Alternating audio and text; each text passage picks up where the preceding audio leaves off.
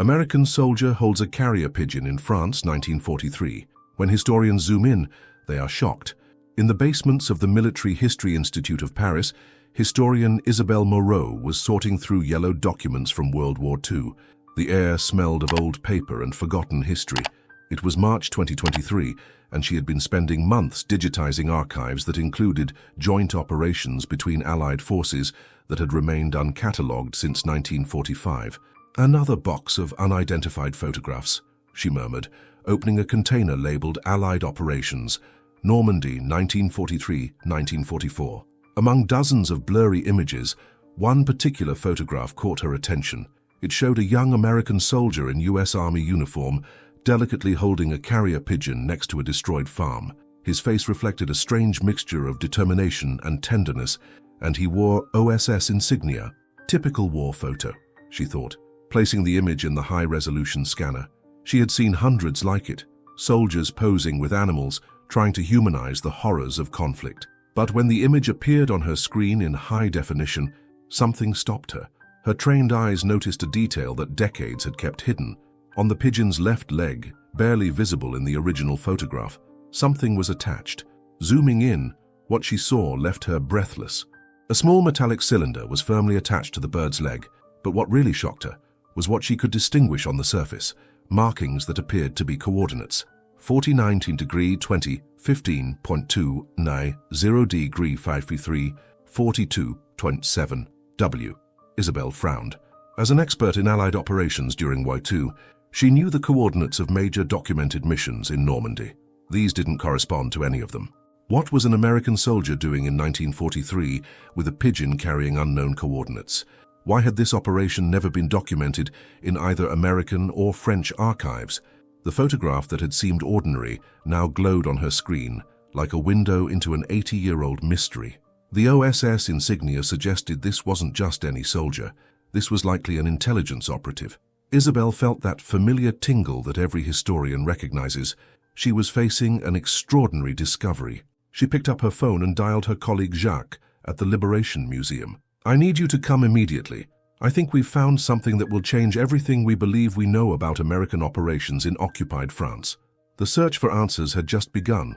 Jacques Rousseau arrived at the Institute an hour later, his shoes echoing against the floor as he hurriedly descended the basement stairs.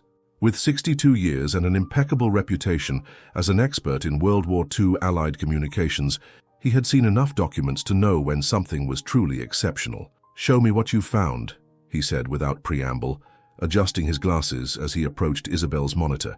She enlarged the image until the metallic cylinder and OSS insignia occupied most of the screen. "Look at these markings, Jacques. They're precise coordinates, but they don't match any known American or French operation in Normandy," she explained, pointing to the clearly visible numbers.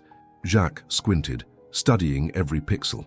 He took a magnifying glass to examine the original photograph more closely. "Isabelle, have you noticed the quality of this pigeon? And more importantly, look at his uniform details." He slowly straightened up. "This soldier is wearing OSS insignia, but also carrying French resistance communication equipment. What does that mean?" The Office of Strategic Services worked closely with French resistance networks, but I've never seen documentation of Americans using carrier pigeons for intelligence in occupied France. His voice dropped to almost a whisper.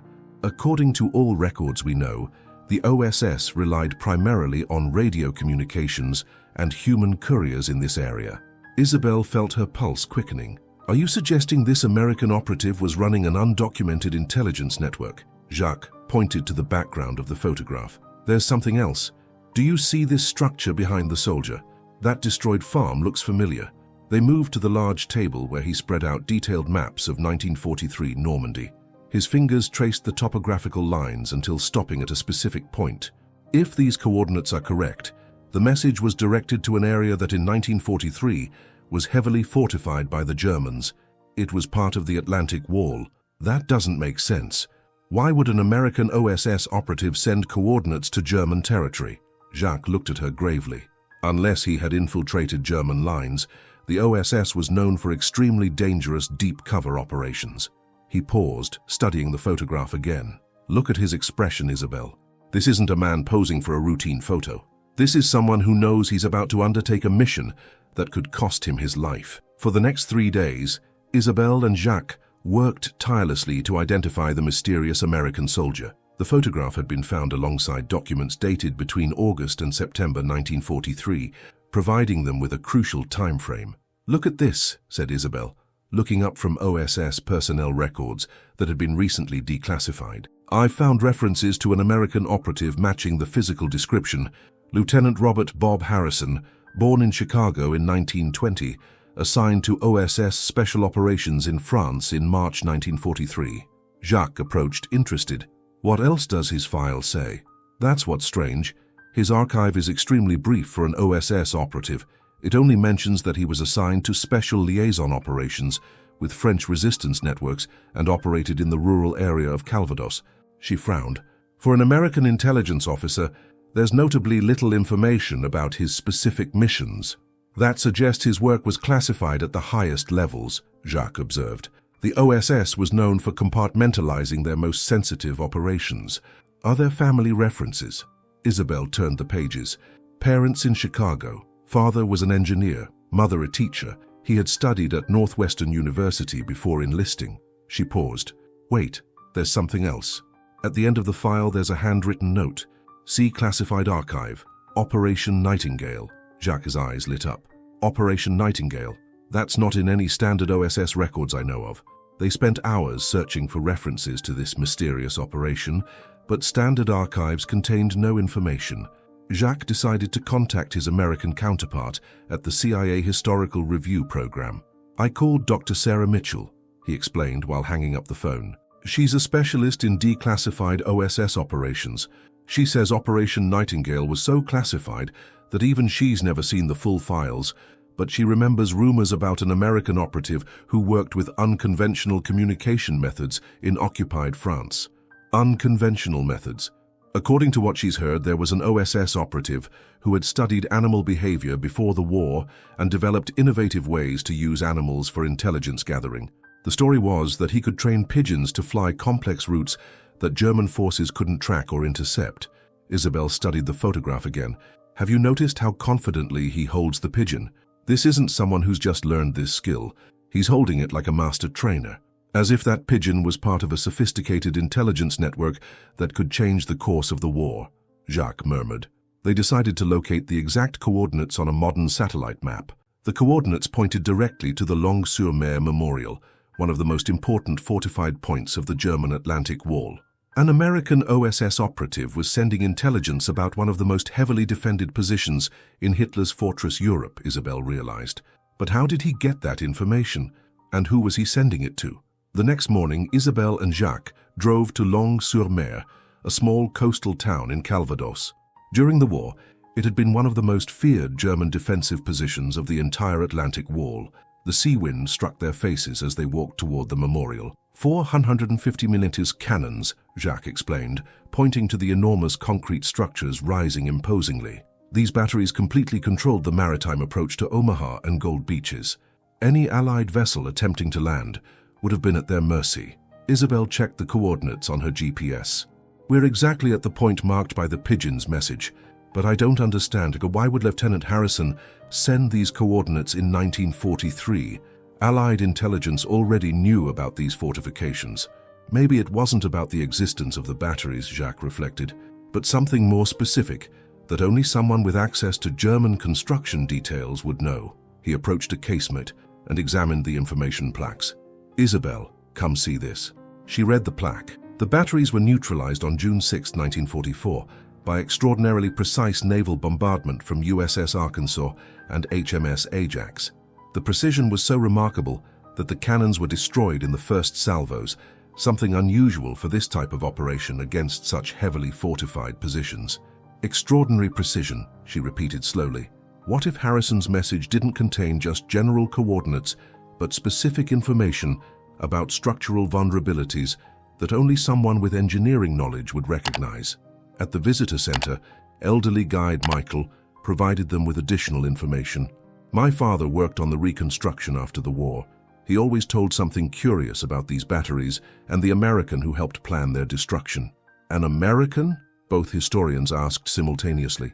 "Well, not during the battle itself, but my father said that in late 1943, There were rumors about an American who had somehow gained access to the German construction plans. The local resistance members called him l'Américain aux oiseaux, the American with the birds. The American with the birds, Isabel pressed. According to the stories, this American could make pigeons fly to places where no French operative dared to go. He supposedly had birds that could land near German positions, observe their activities, and return with information. Michel paused. My father always said it sounded impossible, but after D-Day, when they saw how precisely the naval bombardment hit the weak points in the concrete, people started believing the stories might be true. Jacques and Isabel exchanged meaningful glances. Michel, did your father ever mention what happened to this American operative? That's the sad part of the story. According to local accounts, l'Américain aux oiseaux disappeared in October 1943, just weeks after sending what people said was his most important message. Some said he tried to infiltrate German lines one last time and never returned. Returning to Paris, they had a new understanding of their discovery. Lieutenant Robert Harrison wasn't just an American soldier with pigeons. He was a highly trained OSS operative who had developed an innovative intelligence network and paid the ultimate price for gathering crucial information about German defenses. Back in Paris, Isabel and Jacques decided to pursue the highest levels of classified American archives. The mention of Operation Nightingale had awakened their curiosity, and they suspected there might be additional documents in the most restricted sections of both American and French intelligence archives. Jacques contacted Dr. Sarah Mitchell at CIA headquarters in Langley, Virginia. If anyone can help us access classified OSS documents from that period, it's her, he explained while placing an international call. Dr. Mitchell, a specialist in declassified OSS operations with 25 years of experience, agreed to meet them virtually and share recently declassified materials. Operation Nightingale, she repeated thoughtfully during their video conference. I've finally been able to access those files. It wasn't a standard OSS operation. It was a joint initiative between American intelligence and a select group of French scientists and animal behaviorists. Isabel leaned forward. What do you mean? It was conceived after Pearl Harbor, when the OSS realized they needed innovative communication methods that German forces couldn't detect or intercept. Dr. Mitchell shared her screen, showing declassified documents. Lieutenant Robert Harrison, call sign Nightingale, was recruited not just for his intelligence training, but for his pre-war studies in animal psychology at Northwestern University. Animal psychology? Asked Jack. Harrison had written his undergraduate thesis on avian navigation and had worked with carrier pigeons as a hobby since childhood, Dr. Mitchell continued. When the OSS needed someone who could establish communications in occupied France without relying on radio transmissions that Germans could intercept, Harrison was the perfect candidate. Isabel felt her heart racing. What type of intelligence network did he establish? Dr. Mitchell scrolled through the documents. Harrison developed what the OSS called Project Wingspan, a network of trained pigeons that could carry messages between French resistance cells and Allied command. But his innovation went beyond simple message delivery. He trained pigeons to conduct visual reconnaissance missions over German positions and return with coded information about troop movements, fortification weaknesses, and defensive preparations. And all this was transmitted using pigeons. Harrison's system was revolutionary. Each pigeon carried micro cameras developed by OSS Technical Services, along with coded message capsules. The birds could photograph German positions during their flights and deliver both images and intelligence reports to predetermined locations, where French resistance operatives would collect them for transmission to London. Dr. Mitchell paused at a crucial document. The photograph you found was taken on September 12, 1943, the day Harrison sent what his handlers called the Golden Egg, a pigeon carrying detailed photographs and structural analysis of the Atlantic Wall's most critical defensive position. Information that would allow Allied naval forces to calculate exactly where to strike for maximum damage, Jacques realized. But there's something more troubling in these files, Dr. Mitchell continued, her expression growing grave. Harrison knew his cover was compromised. German counterintelligence had begun tracking unusual pigeon activity in the region. The mission documented in your photograph wasn't just intelligence gathering, it was Harrison's final transmission before attempting a dangerous extraction.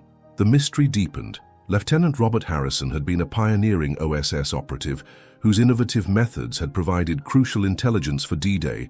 But what had happened to him after that final pigeon flight? The revelation about Harrison's compromised position transformed their investigation completely.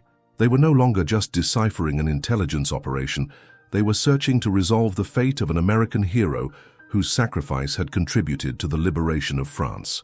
If Harrison disappeared in October 1943, we need to find testimonies from people who were in the area during those dates, Isabel reasoned, while reviewing maps of Calvados and cross-referencing them with OSS operational zones.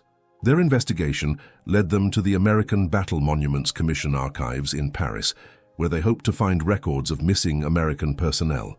The archivist, Mrs. Helen Crawford, an American expatriate who had dedicated her career to preserving the memory of American servicemen, was immediately intrigued by their inquiry. Lieutenant Robert Harrison. That name appears in our missing in action files, but with very little detail, she said, pulling up computerized records. According to our files, he was officially listed as missing on October 15, 1943, but there's a notation that his case was transferred to classified OSS records. Do you have any local testimonies about American operatives in that region? Asked Jacques. Mrs. Crawford smiled knowingly. Actually, I do. I've been collecting oral histories from French families for 20 years. Several families in the Calvados region have stories about American operatives who worked with the resistance. She opened a filing cabinet. One story in particular has always fascinated me. She extracted a folder containing interview transcripts. The Dubois family. They had a farm near Cerisy-la-Forêt. The grandmother, Marie Dubois, gave me an interview in 2001, shortly before she died at age 93. She claimed that in 1943, an American soldier with magic birds stayed hidden on their farm for several weeks. Magic birds, repeated Isabel. According to Marie, this American could make pigeons do things that seemed impossible. He had birds that would fly out in the morning and return in the evening, landing exactly where he told them to. She said he spoke fluent French and had kind eyes, but seemed very worried about something. Mrs. Crawford turned the pages. But here's the most interesting part. Marie said that in early October 1943, the American told the family he had to undertake one final mission. He needed to personally deliver crucial information to Allied forces, but the only way to do it was to cross directly through German lines. Did he explain why he couldn't use his pigeons for this final mission? Asked Jacques. According to Marie, the American said that this information was too important and too sensitive to trust to pigeons. He had discovered something that required immediate face-to-face communication with Allied command. Mrs. Crawford paused. Marie's last memory of him was watching him walk into the forest on October 12, 1943, carrying a small backpack and saying he would return before winter if everything went well. He never returned, Isabel stated, already knowing the answer. No. But Marie said something strange happened 2 weeks later.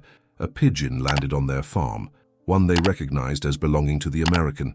It carried a small metal capsule, but instead of codes or messages, it contained a single item. Mrs. Crawford opened an envelope attached to the transcript.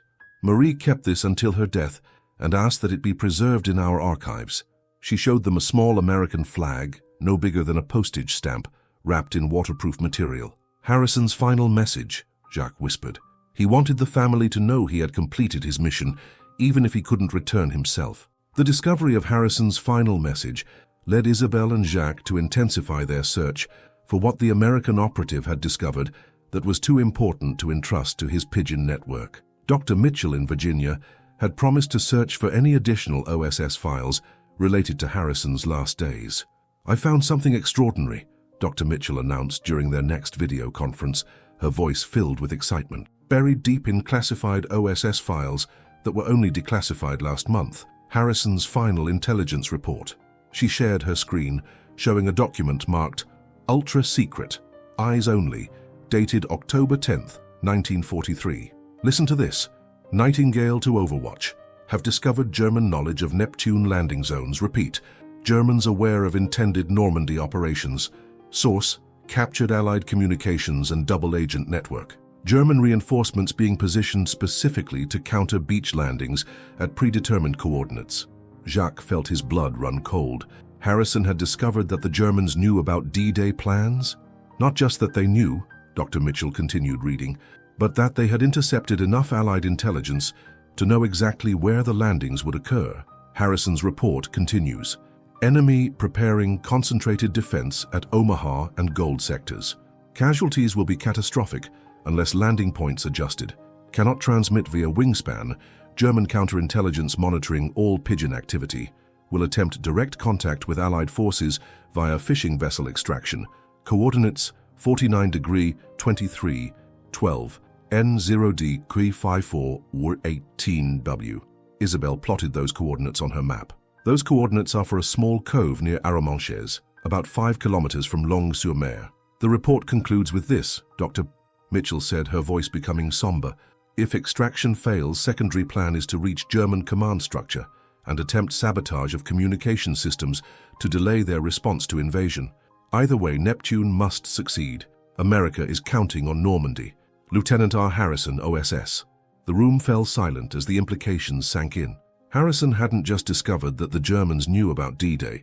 He had realized that he was possibly the only person who could warn Allied command in time to adjust their plans and save thousands of lives. There's one more document, Dr. Mitchell continued.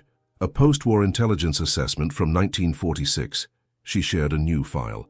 After D-Day's success, OSS analysts compared German defensive positions on June 6, 1944, with Harrison's final report. Their conclusion was that Harrison's intelligence had been received and acted upon. How do they know? Asked Isabel. Because the actual D-Day landings occurred precisely 3 kilometers east of where Harrison had warned the Germans were expecting them. The shift in landing zones that Harrison recommended in his final report was implemented, avoiding the heavily defended positions he had identified. Jacques shook his head in amazement. So Harrison's sacrifice wasn't in vain. His final mission succeeded in changing the course of D-Day, even though he never lived to see it. But how did his intelligence reach Allied command if he never made it to the extraction point? Isabel wondered. Dr. Mitchell smiled sadly. That's the final piece of the puzzle. According to captured German records found after the war, an American operative was captured attempting to sabotage German communications equipment at a command post near Bayeux on October 14, 1943. The operative refused to give his name or rank, but he had hidden microfilm containing detailed intelligence about German defensive preparations. Harrison was captured during his sabotage mission, Jacques realized, and executed 2 days later, but not before he had successfully transmitted the microfilm to French resistance operatives who passed it along to London. Lieutenant Robert Harrison died ensuring that his final intelligence report reached Allied command, ultimately saving countless American and Allied lives on D-Day. Armed with Dr. Mitchell's revelations, Isabel and Jacques now needed to verify how Harrison's final intelligence had influenced the actual D-Day operations. They contacted Colonel James Peterson, retired, a D-Day historian and former U.S. Army intelligence officer at the National D-Day II Museum in New Orleans. Lieutenant Robert Harrison, Operation Nightingale? Colonel Peterson's voice crackled with recognition over their video call. You've stumbled onto one of the most classified success stories of the entire European theater. I've been waiting 30 years for those files to be declassified. You knew about Harrison? Asked Isabel, amazed. Not the full story, but I knew enough. In military intelligence circles, Harrison was legendary, the OSS operative who used pigeons to change the course of D-Day. But the official story was always classified because it revealed too much about our intelligence methods. Colonel Peterson shared his screen showing detailed D-Day planning documents. Look at these invasion plans. The original Neptune operation called for landings at coordinates that would have put our forces directly into the teeth of German defenses that Harrison had identified. The documents showed 2 sets of landing coordinates, original plans dated April 1943 and revised plans dated November 1943. The revision came directly from intelligence Harrison provided in his final report. Allied command shifted Gold Beach landings exactly 2 kilometers east, avoiding concentrated German artillery and machine gun positions. What would have happened without Harrison's intelligence? Asked Jacques. Catastrophe.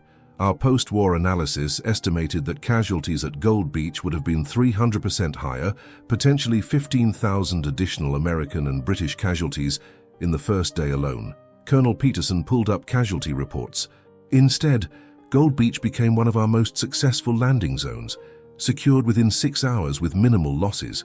But there's more. the colonel continued. Harrison's intelligence about German knowledge of our plans forced Allied command to implement Operation Bodyguard, the deception campaign that convinced Germans the main invasion would come at Calais rather than Normandy. Isabel felt the magnitude of Harrison's contribution becoming clear. So his sacrifice didn't just save lives on D-Day, it helped ensure the entire operation's success. Exactly. But here's what makes Harrison's story even more remarkable. Colonel Peterson showed them aerial reconnaissance photos from June 6, 1944. Look at these images of the Longue-sur-Mer batteries being neutralized. The photos showed incredible precision bombing that destroyed the German guns within minutes. This surgical strike was possible because of the detailed structural analysis Harrison had provided in September 1943. His pigeon network had photographed the construction floors that made precise targeting possible. One man, working alone behind enemy lines, provided intelligence that changed the entire strategic calculus of the largest military operation in history, Jacques marveled. Colonel Peterson nodded gravely, and he paid the ultimate price for it. For Lieutenant Robert Harrison proved that sometimes one person, in the right place at the right time, can change the course of history. His pigeons didn't just carry messages, they carried hope for the liberation of Europe. Why was his story kept classified for so long? Asked Isabel. 2 reasons. First, revealing his methods would have compromised similar operations in other theaters. Second, the OSS wanted to protect the French families who had helped him. In 1945, there were still German sympathizers in France who might have sought revenge. But now, 80 years later, his story can finally be told, Jacques realized. More than that, it should be told. Lieutenant Robert Harrison represents the best of American courage and ingenuity. His story deserves to be remembered alongside the greatest heroes of World War II. Isabel and Jacques faced the profound responsibility of bringing an American hero's story to light after 8 decades of secrecy. Lieutenant Robert Harrison had sacrificed everything to ensure D-Day's success, but his contribution had been erased from official histories to protect operational security. We have an obligation to tell his story, Isabel decided while organizing all their documents and photographs. Harrison died believing his sacrifice might never be acknowledged, but now that enough time has passed, his heroism can be recognized without compromising anyone's safety. They decided to contact Harrison's family. Through genealogical records and the help of Dr. Mitchell at the CIA, they discovered that Robert had a younger sister, Dorothy, who had married and moved to San Diego after the war. Dorothy's daughter, Susan Harrison Williams, now 68, was a retired teacher living in California. When they called Susan, her reaction was one of profound emotion. "My Uncle Bobby. We always wondered what really happened to him. The family was told he died in a classified operation in France, but we never knew any details." "Mrs. Harrison Williams," said Isabel gently, "we have information about your uncle that we believe you and your family should know. Would you be willing to speak with us?" 2 days later, they arranged a video conference with Susan and several other Harrison family members, including Robert's great-nephew, Captain Michael Harrison, currently serving in the U.S. Air Force. When they showed the photograph of Robert with his pigeon and began explaining their discoveries, the family was overwhelmed with emotion. "You mean Uncle Bobby was a hero who helped win D-Day?" asked Susan, tears streaming down her face. "My whole life I've wondered about the uncle I never met. My grandmother always said he was special, but she died never knowing what he had actually accomplished." "Your uncle didn't just contribute to D-Day's success," explained Jacques. "His intelligence and sacrifice likely saved thousands of American lives and helped ensure the liberation of Western Europe. The pigeon communication network he developed was one of the most innovative intelligence operations of the entire war." Captain Harrison, representing the military branch of the family, was particularly moved. "As a serving officer, I can appreciate the incredible courage it took for Uncle Bobby to operate alone behind enemy lines, knowing he might never return home." Susan revealed something extraordinary. "After the war, my grandmother received a small package from the War Department. It contained Uncle Bobby's personal effects, including a journal we never understood." She held up a leather-bound notebook. "It's filled with drawings of pigeons and notes in what looks like code. Would you be willing to share that journal with us?" asked Isabel. "It might contain additional information about his operations." When Susan scanned and sent pages from the journal, they discovered it was Robert's operational diary, documenting his training of individual pigeons, their flight patterns, and coded references to intelligence gathered. The final entry, dated October 11, 1943, read, "Tomorrow I carry out the most important mission of my life. If these words are ever found, know that I died, believing America would be free and France would be liberated. The birds have done their job. Now, I must do mine." "Lieutenant Harrison, OSS." He knew he might not survive, Captain Harrison said quietly, but he went anyway. That evening, Susan organized a video call with dozens of Harrison family members across the United States. For the first time in 8 decades, Lieutenant Robert Harrison's true story was shared with his family, and his name was spoken with the pride and honor it deserved. "I'm going to take my grandchildren to the National World War II Museum in New Orleans," Susan announced. "They need to know their great-great-uncle was one of the heroes who made D-Day possible." 6 months after their initial discovery, Isabel and Jacques organized an unprecedented international ceremony to honor Lieutenant Robert Harrison's memory.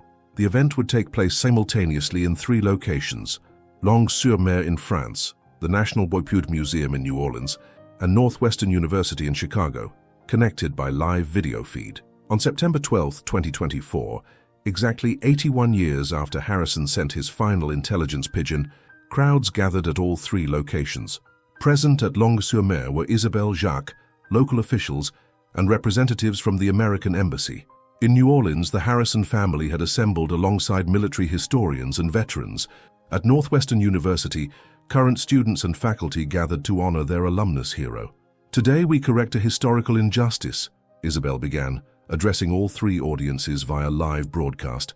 "For 8 decades, Lieutenant Robert Harrison's sacrifice remained classified. Today we can finally acknowledge that this young American's courage and ingenuity helped ensure the success of D-Day and the liberation of Europe." Dr. Sarah Mitchell, joining from CIA headquarters, presented newly declassified documents. "On behalf of the Central Intelligence Agency and the legacy of the OSS, it is my honor to officially recognize Lieutenant Robert Harrison as one of America's most innovative and effective intelligence operatives of World War II." The U.S. ambassador to France stepped forward at Longues-sur-Mer, carrying a folded American flag. In recognition of Lieutenant Harrison's extraordinary service and ultimate sacrifice, the United States posthumously awards him the Distinguished Service Cross, America's second-highest military decoration. In New Orleans, Susan Harrison Williams accepted the medal on behalf of her family, her voice breaking with emotion. Uncle Bobby died far from home, believing his family might never know what he had accomplished.